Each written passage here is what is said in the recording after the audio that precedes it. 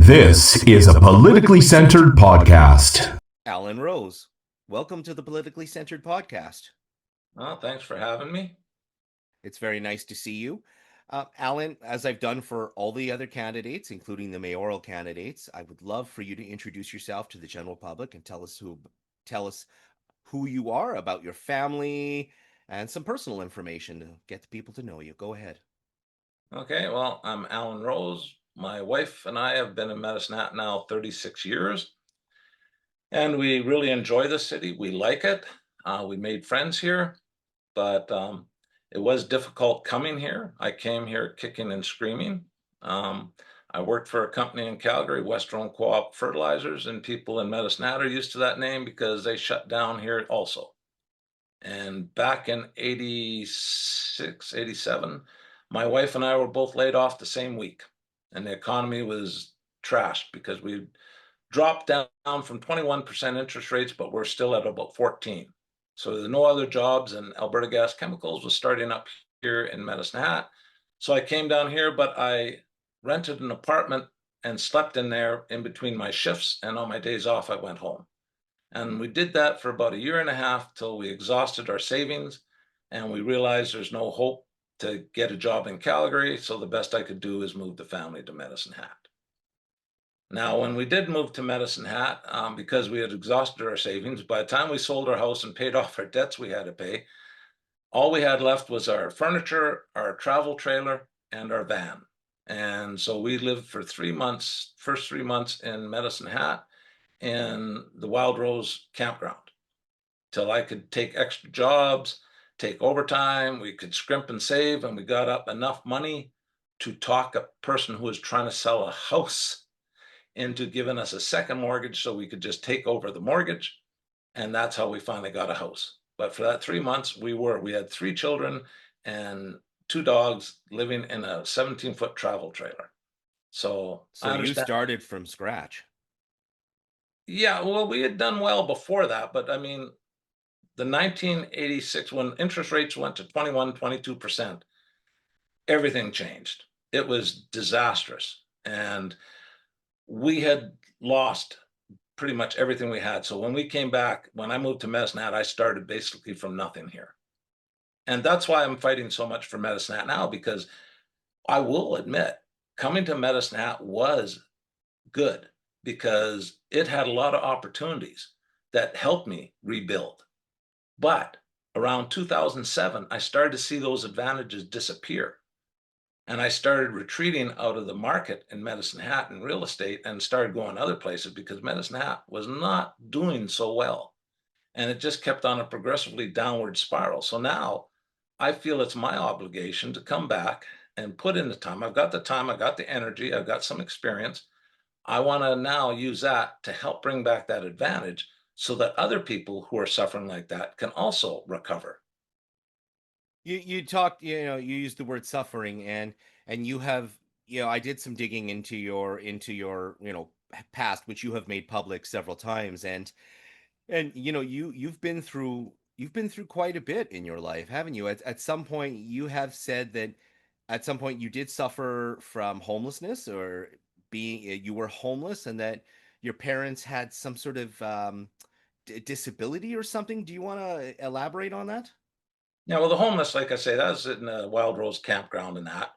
And when I was going to school, university, I couch surfed a lot because I didn't have the money. I had to pay for my own. I couldn't get a student loan for some reason.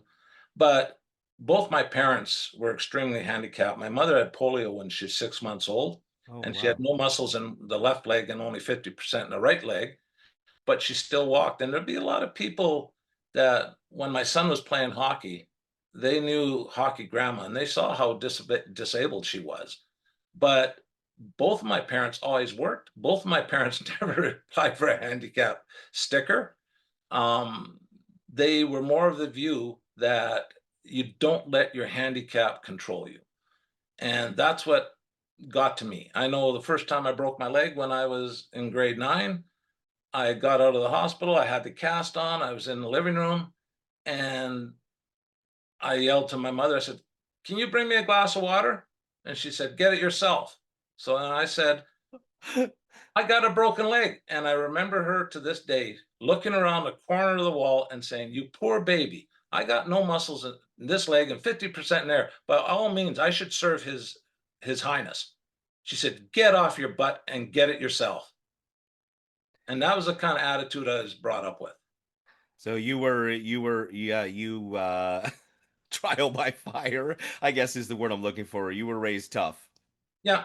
And we did have some trouble. I mean, my father did have a drinking problem, and that caused us. That's how we ended up in a reserve in Ilford, Manitoba, back in the early 60s, where it was a very isolated community. At that time, there was no road there. The train came through once a week. We actually were a starting ground for what were called tractor trains, which were before ice road truckers, because everything came in by rail. There was no road, like I say. You couldn't go down to Thompson or anywhere else. So what would happen is once freeze up came, because the land up there is all muskeg, they would get these D9 cats with sleds behind them, and they'd put the supplies for these remote, like Shamattawa and Norway House, and all these remote villages that were even more remote than us. And they would haul the supplies in all winter that would have to last them to all summer, because the only other way was by float plane. So, like I say, that was a unique experience because at that time, um, when I went to start school there in grade one, most of the kids spoke Cree and I spoke English, so we were learning each other's language at the same time. And I'm still functional a little bit. If someone speaks Cree, I can pull some things out, but I was a lot more functional when I was younger. That is very interesting. I had no idea you knew a little bit of Cree. That's fascinating. Yeah, Uh, because my dad went up there as a Indian Affairs agent, and then Hudson Bay Northern Store agent left, so he took over that job and became a fur trader, and that lasted. We were up there for a total of just about 6 years. you must have been so sad to see the Hudson Bay disappear. So much history there and so many personal ties for you. Yeah, well, I had the old like we literally, my dad literally traded furs for Hudson Bay blankets, so I know the 1.3 point, 4 point blankets, and like I say, that part is, but it's a part of my life I really enjoy remembering. I wouldn't go there again. I've seen -50, -55, and it was great growing up in the bush, but I wouldn't want to go there again. I would visit, but I don't want to live there. Alan, you are running for mayor of Medicine Hat. This is your second time around. You ran in last election. And I was part of that election, and you graciously opened up your campaign office to all the candidates. I was there multiple times with a whole bunch of the other candidates. I don't know if I ever thanked you for that, but thank you for your generosity and kindness. That was always appreciated. And I have some questions though. Is you had mentioned that all of your children had left Medicine Hat, and one of our biggest problems is exactly what your children did. Is it seems like when people hit their 20s they leave Medicine Hat for opportunity and then they come back to retire. Why do you think that is, and what kind of solution do you think we need? Well, we've seen industry leave the city. I mean, we've got more that are going to leave. They can't stress so, they can only stress so long before it's untenable. And those are the higher paying jobs.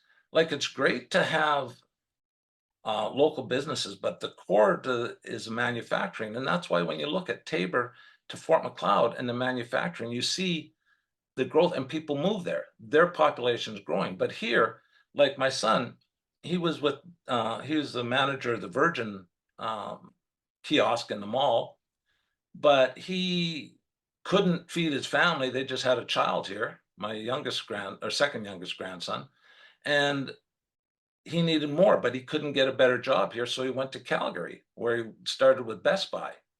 And then he became a manager with Best Buy. And then he became the regional manager for Tesla. And he set up the first dealership for Tesla in Calgary and ran the Oh, one at wow. Schnuck Mall. And then he moved on. But those opportunities don't exist in Medicine Hat. And that's the trouble. To find a job in Medicine Hat paying $35 an hour or more is very difficult. And to try to raise a family on $15 an hour is ridiculous. You can't. One person can barely survive on $15 an hour. I mean, this is the problem we have is people, that's why they're struggling now. We don't have the high paying jobs here. And yes, there can be some construction jobs and that'll come. But if we get industry in here with higher paying jobs, then we'll have more construction. But right now, when our population grows by 11 people in 5 years, that is not a good way to be. And if you look at our demographics, according to the city's own records, our average age over the last 5 years, I think, has moved from 48 to 50. So that's showing you who's moving to the Interesting. city. We are becoming our destiny that we said when I moved here. They said, oh, it's a retirement city. But I mean, we had a lot more industry here then, and there were good paying jobs. But now we're slowly losing them. And like I say, there's no way I think we're getting them back. I mean, just look, we had Spitz sunflower seeds here. As soon as Pepsi bought them, they moved them because it's not a good distribution area. We don't have access to the markets. Coots is the biggest thing that drives the Lethbridge, Tabor, Fort McLeod triangle. And even from Calgary, that's why the number 2 highway goes straight down, makes a little jag of Fort McLeod, and then to Coots. Well, but we are a junction for the number one and number three. So we sit on two very major highways. Why is it that you think that's happening when we are potentially in a very, very good position to be that hub? Because if you build something in Medicine Hat, you have to pay the shipping to Coots. If you build something in Coots or by Coots, it's less shipping. And I know from when I was at the Empress plant, for us to ship a load of propane through Wild Horse, and we did a few, but we couldn't compete any more than that because we had to have a special permit from the government because it's not a commercial port. But if those drivers missed the time there or that, and they had to go through Coots, that was over 5 hours of trucking time that we got charged more and we lost money. So that's the thing. If you've got to ship it to Coots, why not put your factory at Coots? Your suppliers can get your product to you and they pay that. But when you finish it and you got to get to it, you go to Coots. And that's why, like I say, the Wild Horse Crossing is probably the biggest thing we can get open that will affect our thing here. Like being a trucking hub, you can see what it does. We're on the crossroads, but to nowhere. We're good for supplying raw materials to the Lethbridge area, but that's all we can do. That's really interesting. Looking at Bow Island, I have several friends in Bow Island. Bow Island is at the moment on the edge of a boom. There's a whole bunch of new places opening up there, and it seems like we really are getting missed over and over and over again since everything collapsed in 2016 when all the oil and gas left Medicine Hat. Yeah, and we're close to now. I know a lot of people that work for Trican. The Ukrainian families we sponsored, 2 of them are working at Trican, and I keep asking them because all their jobs are Rocky Mountain House North. And I keep asking Anton, how many times you going to drive by Red Deer and think, why am I living way down in Medicine Hat, driving all this way when I could move to Red Deer with more access to things and have my family? I can see my family quicker and be with them more. And right now, like Iron Horse bought out, or Trican bought out Iron Horse. And most of Iron Horse's business was actually around Kindersley. And from my experience in oil and gas, Trican will keep here as long as they think there's something to do. But as soon as it gets untenable, the losses, and they've already moved some stuff to Calgary, I don't know how long Trican will hold out and not use a staffing center out of Red Deer, because Red Deer, they got a huge facility. And you got to realize Trican's a multi-billion-dollar company. For Yes, them to big walk big away from a company. little facility like this, they did this down in North Dakota. They walked away from their facility down there when it became less and less work. So since we don't have much to do around here, and they got to pay for people to transport, they may just walk away too. So if we lose them, that's another big employer gone. Yes, that would be One of the last, I remember 2016. It was a rough year, and it would be horrible to lose Trican. Your slogan is moving Medicine Hat forward, and you did say that you had a secondary slogan. You want to tell me about that? And Yeah, ex- they're both linked together. Moving Metasnap forward is let's stop the fights of the past and let's concentrate on the future, because we're never going to win it if everyone wants to be right. And that's why the thing is, let's stop fighting each other. Don't care about provincial, federal politics. Let's care about Medicine Hat itself. So let's stop fighting each other and start fighting for Medicine Hat. One person didn't get us in this situation. One person's not going to get us out. And unless we cooperate and we have a unified approach that we care about Medicine Hat and the people in Medicine Hat, we aren't going to move forward. I mean, you've been a very vocal critic of some of the decisions that Hall has made, like the Samus Solar Project. So, if you get elected to mayor, I know transparency is a big thing for you. Would you commit to publishing the full cases on those projects so people can look at it and understand the costs and risks themselves? My thing is all about, again, I look at the mayor as the employee of the citizens. So you listen to your employer and then you respond back to your employer. This is the way I worked in industry. And I had a very successful career. After Conoco bought the plant, they're a transformational company. And they taught me a lot about respecting people, working as teams, and empowering the frontline people and getting results. That's why I quit, because when we got sold off to Duke Energy, I couldn't go back. So I quit at that time. I was in a good enough position I could do that. But I look at that Samus solar project and I'm absolutely befuddled by the whole thing, because I've worked in business development, I've worked on project management, and for this council to approve $7.5 million to buy this concept from DP Energy and then ask for $600,000 to do a feasibility study. I mean, you do the feasibility study before you buy the project to see if it works. And you can get it. You don't have to have the project. There's lots of engineering firms will sign NDAs. They'll take it. They won't tell anybody what the stuff is in the middle, and they'll give you a plus or minus 25% cost estimate. And if it's got a future. But what we did is like going out, putting a $10,000 non-refundable deposit on a truck, and then turning around, reading the manual, see if it'll pull your trailer. I mean, what gives us the right to spend $7.5 million without doing a feasibility study first?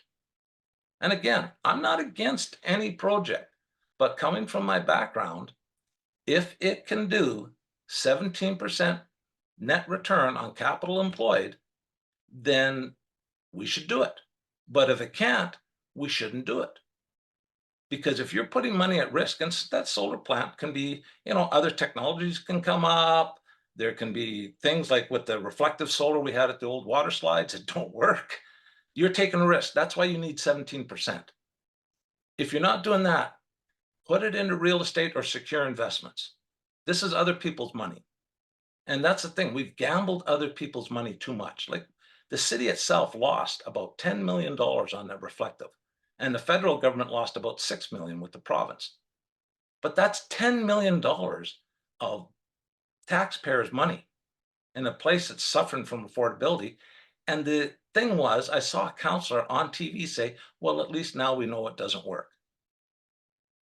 We should never have been in there. It was a pilot project to see if it would work.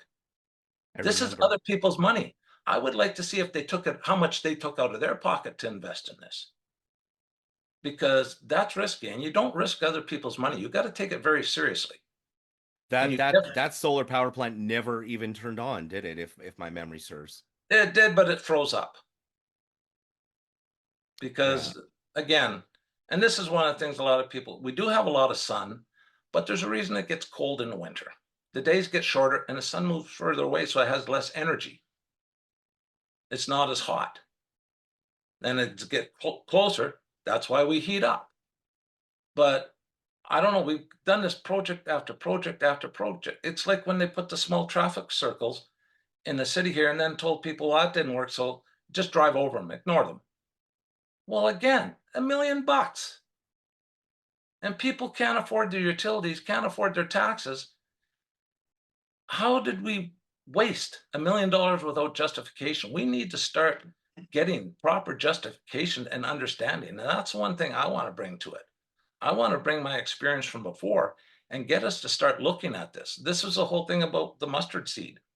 Um, I'd like to see a place for the homeless. I want to see the help there.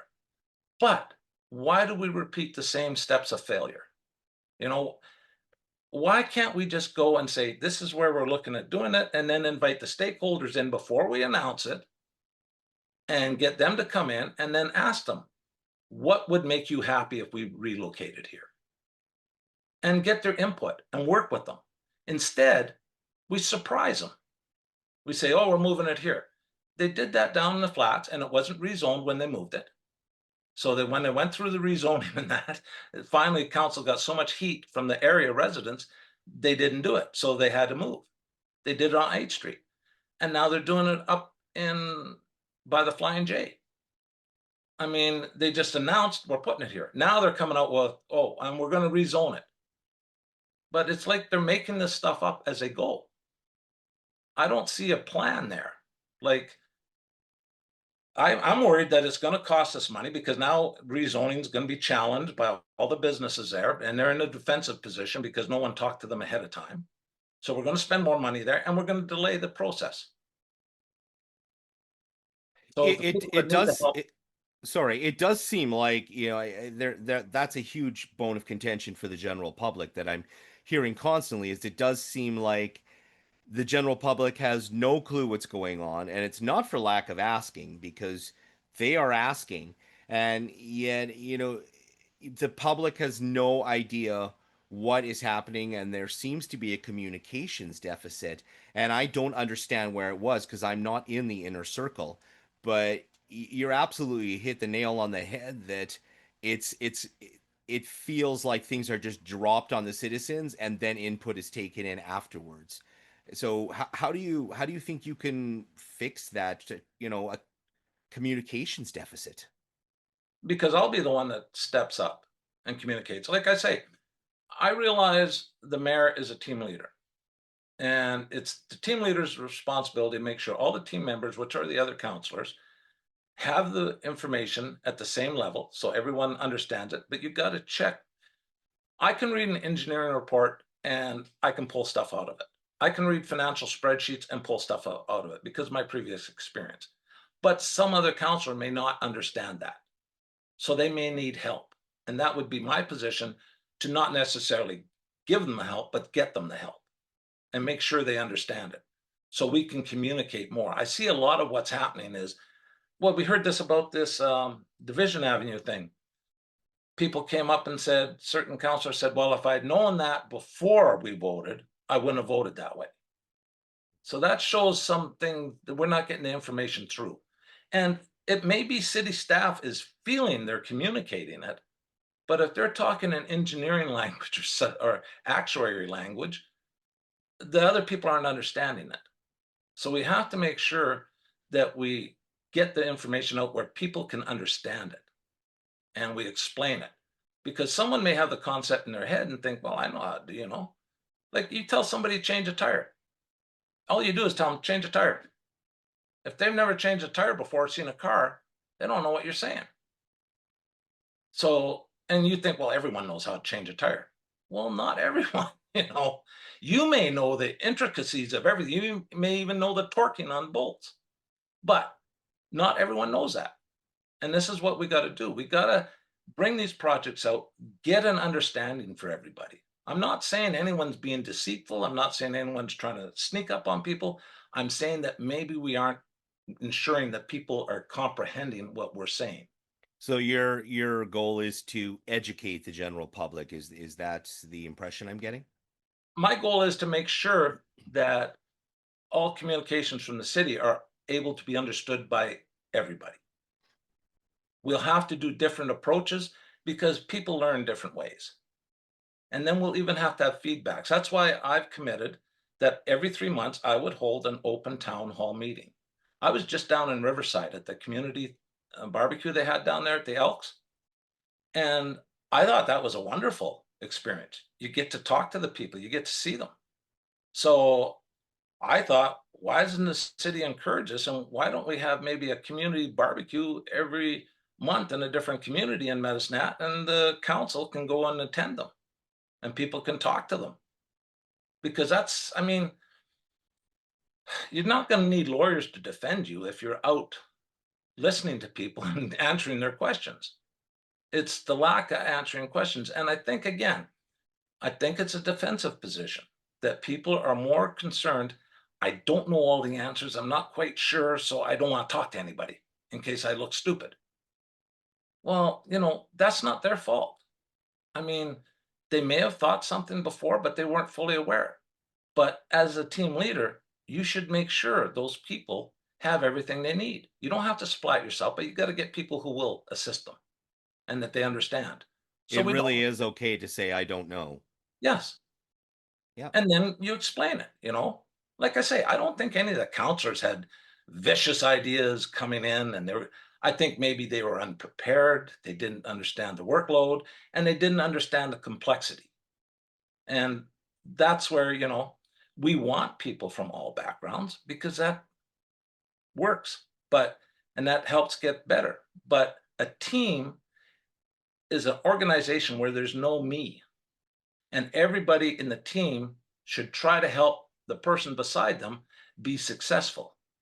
And if we all adopt that attitude, then the team becomes successful. And when the team's successful, the city will be successful. But when we start in there and we're fighting, nobody gets successful and we end up in trouble. If you had been in Mayor Clark's shoes, and that had happened, I'm curious, how would you have diffused the situation? Because that entire fight on council just spiraled completely out of control when after that session, it could have been diffused, and it seems like everyone planted their feet and just refused to budge on it. Whatever happened to meeting in the middle? How do you navigate something like that? Well, the thing I think was an error was that for some reason, I don't know how this came up. If you read the Municipal Government Act, the CAO is a sole employee of the council. But the key word there is employee. Now, if I have a business and I ask an employee to show me the spreadsheets on something and they say no, I can sit there and ask them, well, why can't you? And if there's roadblocks, then it's my duty to give them a chance, help them remove the roadblocks, and then give them another date to get me that information. But you need all of council to be together. You have to consult with council and agree that this is something pertinent. Because if you're a single person and you want this answer, but 8 other people don't think you need it or shouldn't have it, then maybe you're wrong. Okay, maybe you got a personal agenda. You have to kind of do it. But if that employee doesn't deliver the second time, you have the right to fire that employee. I don't know how we got to this position that we didn't realize if you're having trouble with an employee that won't deliver, you get a new employee. So I think a lot of this was, and I will say that I think the retribution that was put in was ridiculous. I mean, there's mistakes on all sides. And I think it was. We entrenched ourselves. Someone probably said, oh, we got to work in unisons or we're going to be in trouble. They're too worried about their image. That we got. And the only thing happened is the biggest person that got hurt was the city. Yes. And As I've said during some of the other interviews, the untold damage that we're never going to know is the amount of businesses that walked away from Medicine Hat that never even bothered to engage because of everything going on, and we're never going to know the damage it did. yeah, and like I say, it did make, just like our homeless thing made world news, this made pretty significant news too. It And did. It made notice it's national unstable. headlines. Yeah, it made it look like we're unstable and unreliable. And again, when you're talking to a business that's going to invest 50, $100 million into something that they expect returns over a minimum 25 years, and you're looking like we don't know if they'll be there in 3 months or what their decisions will be, then they don't even consider you. You fall off the radar. I mean, because that's, as an investor, I look at that myself. Now, you mentioned business a lot, and something I usually talk about at the beginning of the interview. But you and I met about 10 years ago when I was running iFix Phones inside the new King of Trade after it moved off of Third Street and onto Second. And you walked in with a power seat in your hand, and I remember everybody's reaction because now portable chargers are a dime a dozen. You can get them for $10 on sale, but when you brought that power seat in and brought me the first portable charger I'd ever seen, which was made out of solid aluminum, this thing could have put a hole through a wall. It was well designed. But you famously introduced power seat, and I was buying headphones from you as well, and that's how you and I first met well over 10 years ago. Your products were phenomenal. And what happened with those businesses? Do you want to just give me some background on that? Oh, well, our biggest market actually, because Jackson, I'd known Jackson before because I've been going to China since 1998. I was importing electric bikes in 2004 for Air scooters. And if you notice, most of my companies start with Air Electronics, Air scooters. Powerseed was a brand we did for global, but Air is Alan Ingrid Rose. So that's how it came. Oh, I didn't know that. Got it. Oh, Okay. but Jackson was making tablets and he was hurting there. And I really liked them. I was good friends with him. He wanted to change. He didn't have enough money to pivot. And he was talking about, because he's a very smart engineer, he was trained in Germany, but he is Chinese. So I offered him some money to build his factory, change it over. And because of that, I got a position in the power seat and I got a minority position. But our biggest market was actually in China. We were doing OEM for Philips Electronics because we had a couple patents. And every year they would want a better price and want some changes. And I was getting bored. Jackson wanted to go on some other things. And we jokingly told Philips, why don't you just buy us and take the patents? And in 2019, that's what they did.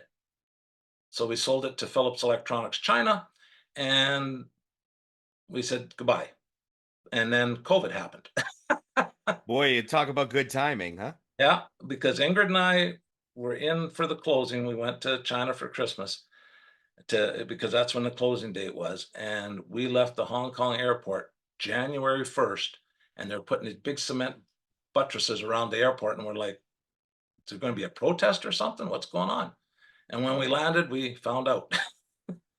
So, but no, like I say, most of the companies, I like building, I like branding. As you know, I used to um, sponsor the comic expos and that. And I loved in Calgary, Edmonton, and Saskatoon. And I loved that, going out, meeting people, meeting the disenfranchised, because I've always been kind of disenfranchised from the people too, because I am kind of a science nerd and stuff like that. And it was good to go someplace where you weren't looked down upon. And that's what I looked at, thought that was an equalizing thing. So that was more my business I loved doing. But once it got into the day and day running of it, I got bored and I didn't like that part. I like the building, I like the trade shows, but once we were wholesaling, like we were wholesaling to Western Co-op, Home Depot, we had a bunch of businesses that we were doing here in Canada, and that was just servicing and that was repetitive and I didn't like that. So that's why I was happy to get out of it. You have a very, very fascinating background. It's you've been through a lot in your life, and I'm sure that has all mixed together to make who you are today. And you have a very interesting viewpoint of the world that hopefully, if you get elected to mayor, will be beneficial for us. I think that you have been in a lot of places where a lot of us are right now, which is probably going to help you, I think, is in your long-term goals, because you understand you understand from a perspective that a lot of people don't. And one of the things that really bothers me, and this is why I've been involved in provincial politics in the background, but I hate, like I say, I was born and raised in Western Canada. I lived in isolated communities, farming communities. You know, they've taken the Western Canadian attitude and background and tried to brand it as political parties. Now, I know hatters are, and this is why I prefer municipal over provincial and federal. Hatters are Westerners, and we care about our neighbor. If our neighbor needs help, we don't ask them, who do you vote for? What religion are you? Where do you come from? We just go and help. That's what's getting lost. And that's what hatters are. And I believe everybody in the city wants to help. But we get pulled on political points that someone prioritizes and says, well, if you're a true giver, you wouldn't do this. And if you're a true giver, you wouldn't do that. And both sides are saying the same thing. But in essence, I don't think there's anybody in this city that wants to see someone suffer. But we will ignore things because politics has turned into demonize the enemy. When Newt Gingrich in, I think it was 1983, said, in politics, we're treating it like war now. The way we'll do it is we will demonize the enemy. And that's why we only speak negative of people that don't agree with us. But that's not our heritage. When I look back at my grandfather's journal, and I know from living in Ilford, when you're in isolated places and that, you have to be friendly to your neighbor because you may need them someday. And if you're mean to them, they may not be there. So you have to get along. And I do believe that our heritage is still here and we have time to salvage it. And if we do salvage it, I believe we can be greater than we've ever thought. Like I know in my own life, I've exceeded every target I ever thought I would see. As a kid, I just dreamed about going to Disneyland. I could never go. I'd have friends that would go and stuff. We'd go camping 1 week a year at the free provincial campground. And we cooked all our own food. I mean, we didn't stop. There's no way. I didn't have a milkshake till probably I was 13, 14 years old. I mean, we didn't have much money, but we were happy. We were together. We were happy. But now I can sometimes afford 2 milkshakes.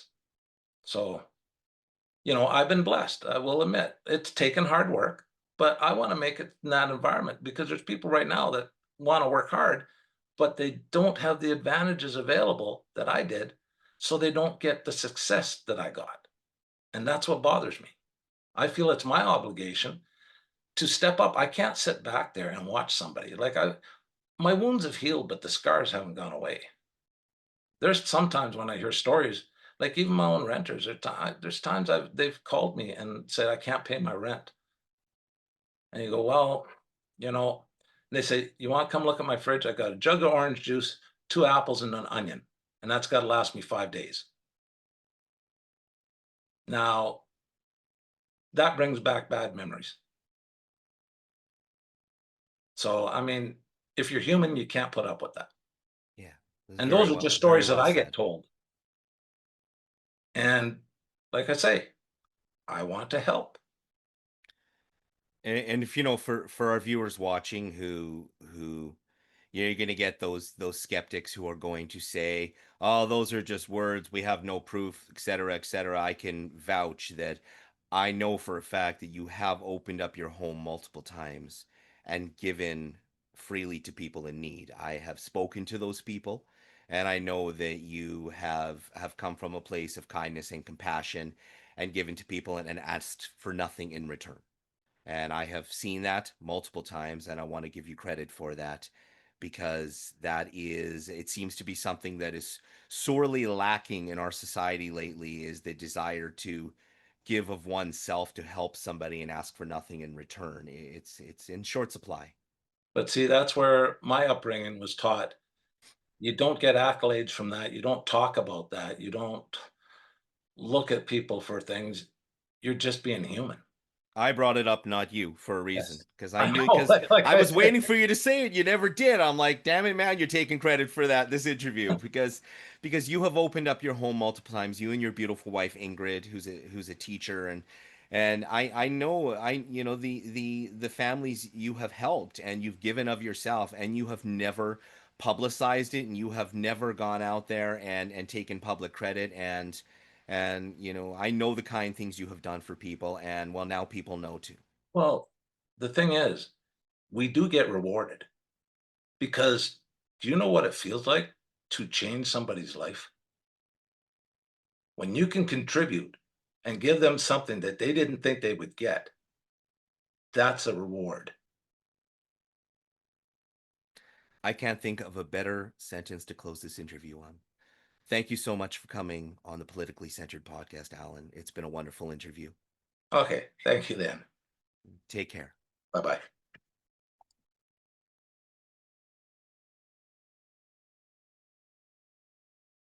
This is a politically centered podcast.